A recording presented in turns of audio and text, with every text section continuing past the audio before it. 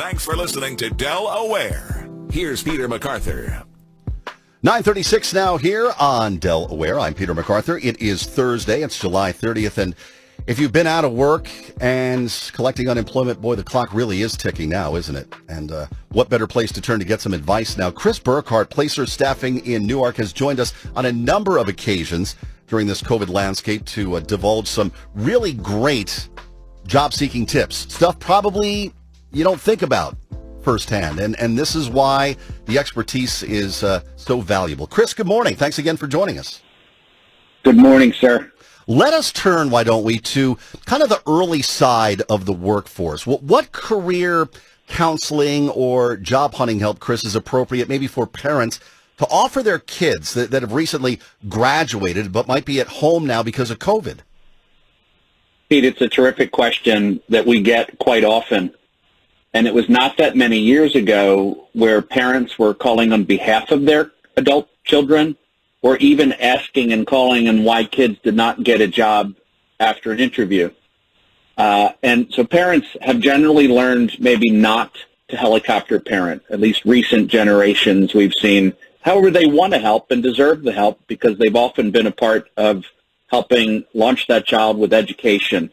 So they want their kids to get the job, and they want them to move on to the next phase of adult life, which often involves leaving the home. Yeah. So generally speaking, parents can help by working their network of connections to help their children make connections. All job search really are about those leads, or if a parent knows someone at another business or knows someone that's hiring. So we think it makes sense for the parent to stop at that point and let the child run with that lead. Yeah, parents probably should not write resumes and cover letters and that side of things. Yeah, right. It's like the back in the day, the dads who would clearly build the pine box derby cars for their kids in Cub Scouts. You know, that's not right. But yeah, obviously the who you know will always be a powerful part of finding a job. But I love the fact that you say at that point, release. I think so. I think, you know, it's okay to work with professionals. I think it keeps the peace. And it gets the adult child learning something that they want to do on their own anyway. So pay for your kids to get some help if you want to help. And many recent graduates do benefit from a career coach or a recruiter that can help them with the steps in the job search process, help them craft cover letters and refine resumes. But I think they all want to stay out of the way anyway, and that's probably the key. Yeah. And if you work with a professional, I think a parent could probably get a pretty regular update without ruining dinner. I've really been eager to get your thoughts, Chris, on changes to the unemployment benefits from the Senate. What are you thinking on that right now?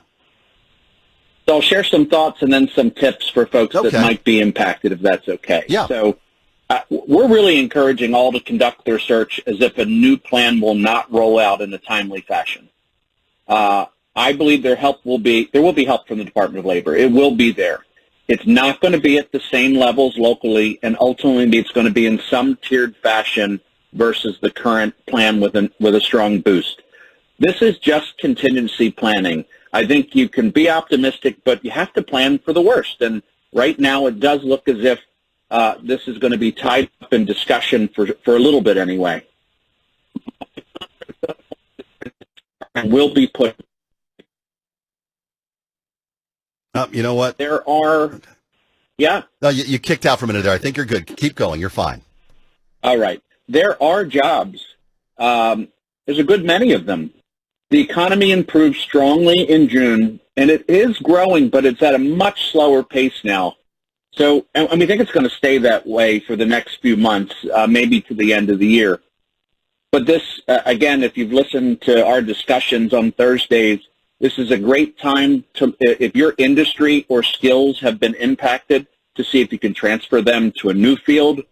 And I think you're going to have to work pretty hard with your job search and consider, again, getting that job that pays the rent and the bills versus the perfect career move.